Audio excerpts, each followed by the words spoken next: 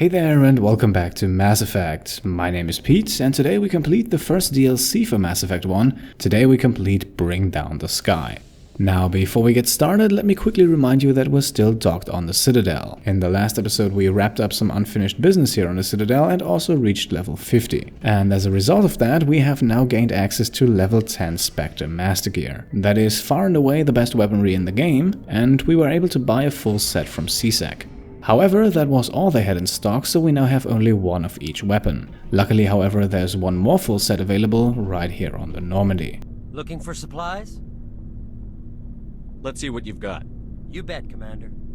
Alright, we will buy another set of level 10 Spectre Master Gear, so one more sniper rifle, one more shotgun, one more assault rifle, and also one more pistol. Then off-screen I did a bit of selling to get some money back, and also to reduce the item count. That made us close to 5 million credits, and I think it is now time for some equipping.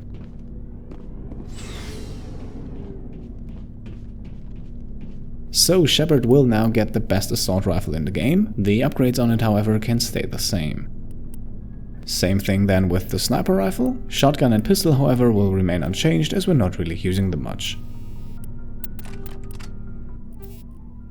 Now I also went ahead and upgraded the entire squad here, but that was mainly just upgrading to the new Spectre Master Gear. Rex actually received a new armor, but apart from that no spectacular changes have been made, so I decided to cut that bit out. We can now go back up to the bridge, leave the Citadel and finally begin the Bring Down the Sky DLC.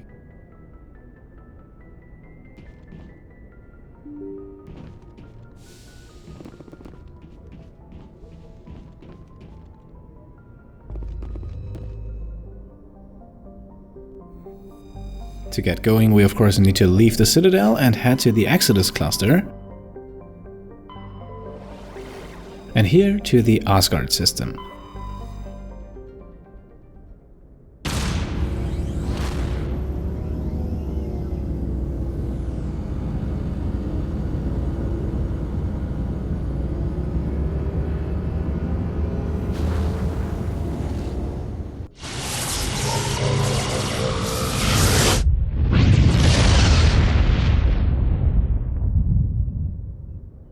Message coming in.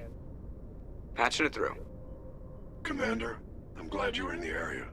We've got an emergency situation and you're the only one I can trust to get the job done. A quick disclaimer, this has actually nothing to do with the DLC quest. This is actually Shepard's Paragon morality assignment, but more on that later. How can I help, Admiral? Biotic fanatics have hit a medical research station with a psychotropic drug.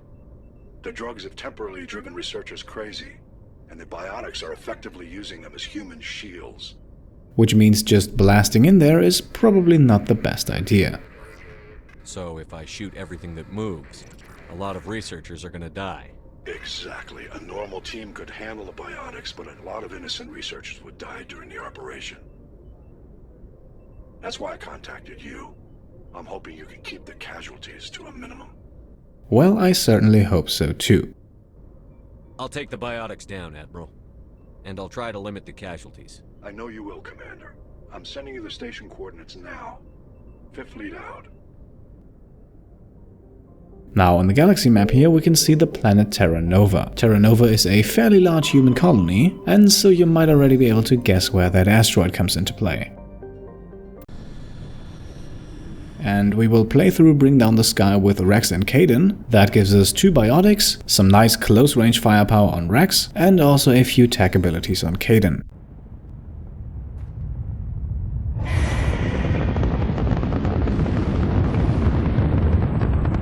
Status. Sensors reveal 3 fusion torches propelling Asteroid X57.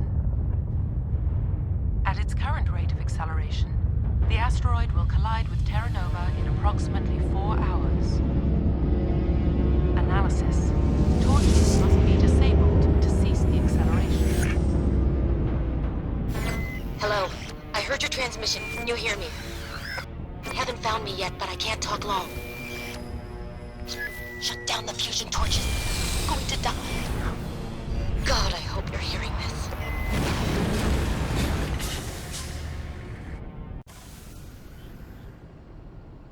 Right, we have landed on Asteroid X57 on rapid collision course with Terra Nova. Before we get started, let's quickly spend the very last talent point on Kate and grab advanced first aid. And then we can get going towards the first fusion torch, and by the way, even though the asteroid should theoretically at some point reach Terra Nova, there is actually no time limit for this mission. We're headed in the right direction. I don't know who you are, but I'm... Alright, what are we facing here? Basically, those are the standard heavy turrets. The only difference is that these ones have retractable cover. That means whenever we get too far away, that cover will go back up. They can't fire at us, but we also can't damage them. The range at which that happens is, especially for the Mako, still pretty far away though. On foot that distance is drastically reduced, so that might just be the better approach. However, you can see the area here is quite large, and even with our new top-of-the-line weapons, we don't do as much damage as the Mako. So what I think works best here is to simply treat them as normal turrets. As long as we stay inside of the Mako, the whole cover system won't really come into play all that much. Now, despite already getting rid of one turret, we still have 4 left against us, and we probably don't want to position ourselves in all of their lines of fire. Therefore, this little cliff here becomes an excellent hiding spot. From here we can safely fire at the turret in the back without anybody being able to hit us.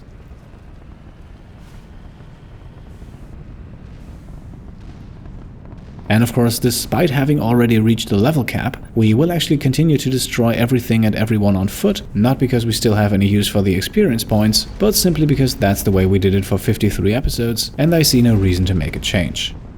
It also adds a bit to the challenge, and that's never a bad thing either.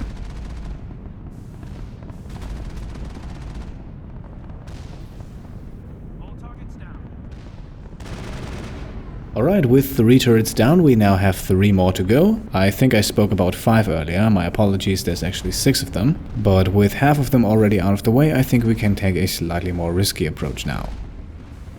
Now it is actually possible to engage all of these turrets head on and with success. For that you just need to find a good spot where you can fire at all of them and then constantly keep moving in that spot. I haven't really tested this too extensively myself, but from what I've seen it seems like driving in a moderately small circle works best. Personally though, I'm always a fan of a safe approach, so generally whenever there's cover to hide behind I will use that. Now we're down to only 2 turrets, and we really don't have any other choice than to position ourselves in the middle of them. With only 2 of them and the Mako's main cannon doing significant damage, that shouldn't be too dangerous, and of course as long as we keep moving we should have things somewhat under control. Still, it can't hurt to have a look over your shoulder here and there. Alright, we're down to 1 and that turret has elevated positions, so we can't really engage too close, simply because the terrain doesn't allow it. We can however use the tried and tested rocking back and forth tactic, and that should get rid of our small problem.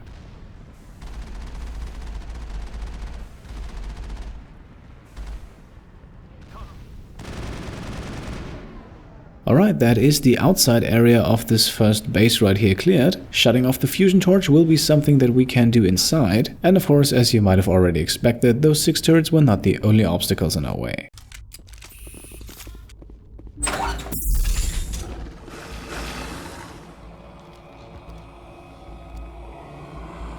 Batarians.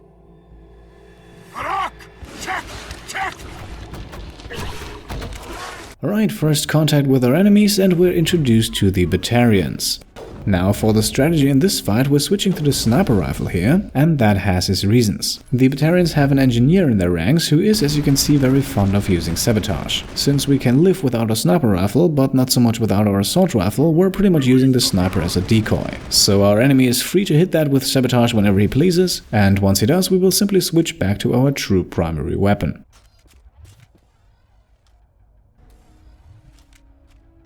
And what is labeled as a Batarian war beast here is actually nothing else than a Varan. If you remember, we dealt with those in the tunnels on Pharos, and if you listen closely, the Batarians actually also call them that.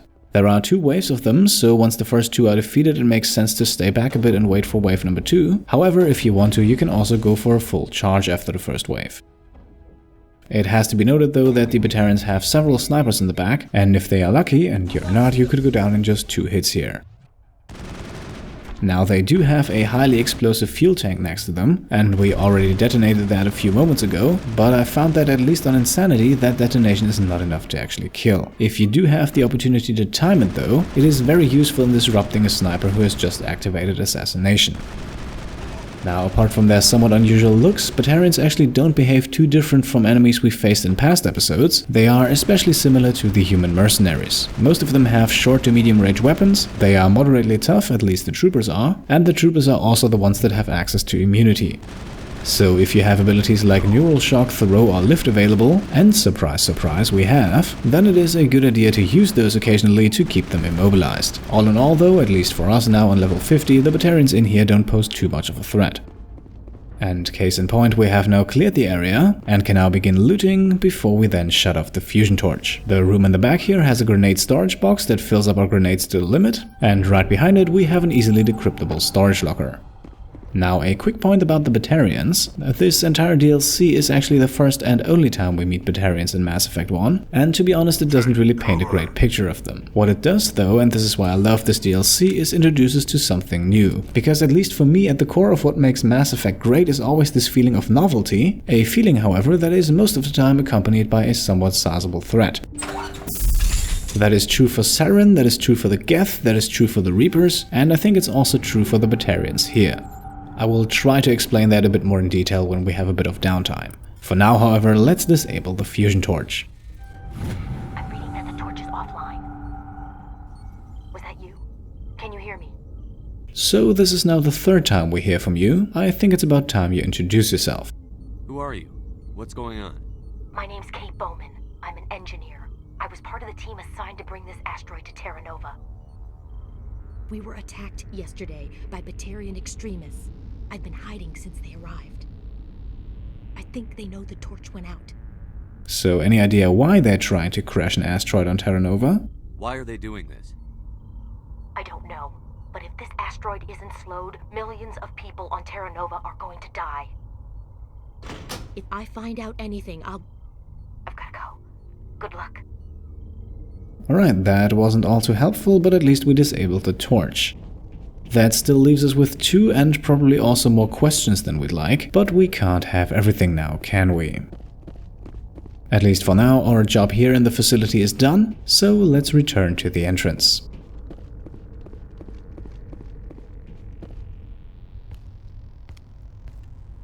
Hey. Oh God. I didn't mean to... Are you hurt? Doesn't look like it now, does it? Takes more than that one shot to bring me down. Sorry. I didn't even realize you were human until... well... guess I'm not much of a soldier. Well, then I guess it's your lucky day, because we are. Leave the fighting to me from now on. Commander Shepard, Systems Alliance. Simon Atwell. I'm the chief engineer on this rock. Listen, we don't have much time. The Batarians fired up the fusion torches. You've got to shut them down before we hit Terra Nova. There are 4 million people down there, Shepard. My family, they live in Aronis. My kids and grandkids. Nice communities, good schools. So even though I understand this might be hard for you, let's cut to the worst case scenario. I don't have time to do the math in my head. What happens if we don't stop this rock? X57 is 22 kilometers long, twice the size of the asteroid that wiped out the Earth's dinosaurs. It would be like millions of fusion bombs striking at once. Millions. The heat of the blast. 1,000 kilometers away, clothes will ignite. There'll be global wildfires. Air shock will flatten everything for hundreds of kilometers. Terra Nova will die, Shepard. Not just our colony. The planet. There'll be a climate shift, mass extinctions. The ecosystem won't recover for thousands of years. Millions, maybe. And I assume with an object of this size, things won't change much if it lands in the water, right? Is there any chance it'll land in the oceans? That would be even worse. Tsunamis would sweep inland at hundreds of kilometers per hour. Millions of tons of water would be vaporized at the point of impact. Global cloud coverage. The plants could all die, and if they go, the whole ecosystem rolls over. I'd have to run the numbers, but take my word for it, it'd be bad. So maybe you can give us the answers that Kate couldn't. Why are they doing this? This doesn't make any sense. Batarians run criminal gangs. Unethical, but profitable. They don't destroy worlds. What does this gain them? I've heard all the stories. Slave rings ranching people like animals. pirate bands burning colonies to the ground. But this is... The Citadel conventions forbid asteroid drops. I never thought the Batarians would go this far. And for 2 renegade points we can explore the lower dialogue chain here, which might be slightly offensive to the Batarians, but then again they're about to kill millions of people. The conventions only apply to council-aligned races. The Batarian government is a rogue state. The Batarians aren't stupid. If they made a policy of this, the council would declare war on them. My opinion? These guys aren't backed by their government. They've got to be working on their own. Well, even if they are, that can hardly be tolerated now, can it? If the Batarians can't keep their own crazies in line, we'll do it for them. I just don't want the Terra Firma party using a threat to my home as an excuse to invade somebody else's. Alright, time to get a bit more background info, and since the Batarians are apparently working on their own, an estimate of their numbers would be nice. You were on the ground when this happened. How many Batarians have you seen? And where? They landed at the main facility. It's locked down now. They've changed the passcodes, no idea what's going on inside. I did see groups head out to each of the torch stations. Couldn't say how many though. Enough to give you a fight. Then of course, since it's apparently not the government, somebody else has to lead them, and maybe you have an idea who that might be. Any idea who's behind this? Who's leading them? That might provide a clue. I heard a couple of them talking. They mentioned a Balak. It sounded like he's the one in charge. They didn't seem convinced this was a good idea, but they were scared of the guy. Scared enough to do what he wanted. Right, seems like that's all the info we can get, or is there anything else? Batarians everywhere, and I need to shut down all 3 torches. Anything else I should know? One of the torches is surrounded by live blasting caps. We were set up to excavate when we arrived at Terra Nova. I rigged them with proximity detectors. That tank of yours will set them off, so you'll have to go in on foot.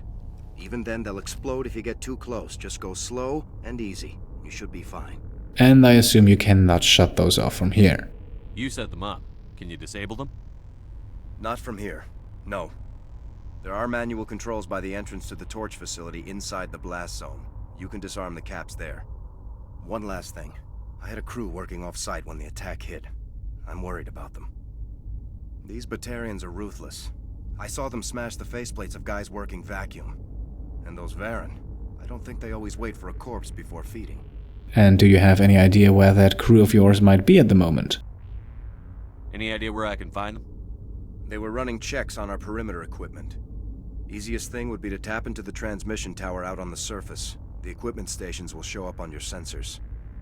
Alright, let's not get his hopes up too much. I think the fusion torches still have priority, but we can at least agree to help. I'll look for them, but the torches have to be my priority. Yeah, you're right. Saving Terra Nova is more important than my team. There were a bunch of engineers over at the main facility, but they're probably all dead. That or being held hostage by the Batarians. Or maybe one of them has found a working comlink. A woman named Kate Bowman contacted me. The Batarians haven't found her yet. Katie's alive? She's one of my best engineers. She signed on with her brother, Aaron, I think his name is. He's part of the security detail. I hope they're okay. So while we have you here, care to answer a few more questions? What can you tell me about Kate? Smart as a whip and bold as they come. I hope she keeps hidden. If they find her... Oh, Katie. Don't do anything stupid. Also, I was wondering what an asteroid of this size was doing so close to the planet in the first place. Why were you moving this thing in the first place? Well, the idea was to drag it into Terra Nova's orbit, mine it out, and in the end you'd have a basic structure for an orbital station. It's a lot cheaper than getting everything up into orbit from the planet's surface.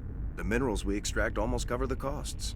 Okay, now just in case we don't get this done, is there any hope for Terra Nova? Give me a worst-case scenario. We can't stop the asteroid. Could the colony be evacuated? Shepard, it took 30 years for the population to grow that large. I'm sure they're moving people to remote areas, but they'd never be able to get more than a few thousand off-world. We just don't have enough ships. No one does. Well, maybe the Quarians, but I don't see them suddenly showing up and offering us a ride. Okay, so it seems like it all depends on us. Again. Time's running short. I better get moving. I think I'll make myself scarce in case any Batarians come back. Good luck, Shepard. Alright, we earned ourselves 2 renegade points, a lot of background information, and we can now head back outside. Now, before we continue with the second fusion torch, we will actually take care of the missing engineers assignment we just received. Simon told us that a broken transmitter tower should probably be our first address, and luckily that one is rather close by. We can quickly repair that, and that will update our map, and that map will now show the locations of all 3 missing engineers. So let's mark the one that is probably the closest one, also because it's pretty remotely located, and if we go there now we don't have to take a huge detour later. By the way, we actually just received another assignment, however that went a bit unnoticed. We received the Avoid the Blasting Caps assignment simply because Simon just mentioned them. This is an assignment though that ties pretty unnoticeably into the main quest. It is pretty much impossible to push the main storyline of the DLC forward without completing the assignment. Alright, we have now reached the small survey station. Behind the equipment here we have a technician kit, and behind that the dead body of Engineer Mendel. He was apparently killed after having surrendered, which not necessarily grows our support for the Batarians here. Inside of the station we can replenish our med gel and then examine a log entry. Mendel had apparently noticed problems with the transmission tower before, and who knows, if the team had listened to him, they might have been able to communicate an emergency plan. We have now found one of the 3 engineers, although sadly not in the state we would have liked him to be. Still, we won't give up searching, and we're actually going to find number 2 as well in this video. However, on our way there we will actually take a quick detour and drive the Mako up the large hill behind the first fusion torch. You will shortly see why.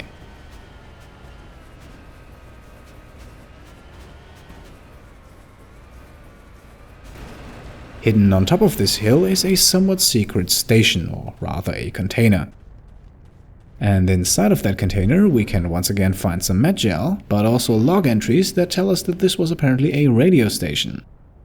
The log entry here lists a few promotional lines, although none of them have been recorded. Examining the computer again gives us a different message, this time informing us of the fact that the project director wanted to shut this radio station down. Apparently the music was too extreme and, I quote, inciting the younger workers to riot and sleep with aliens. Yep, make of that whatever you want. We can now leave the radio station, I highly doubt there is a need for their music right now, and we can move towards the location of the second engineer.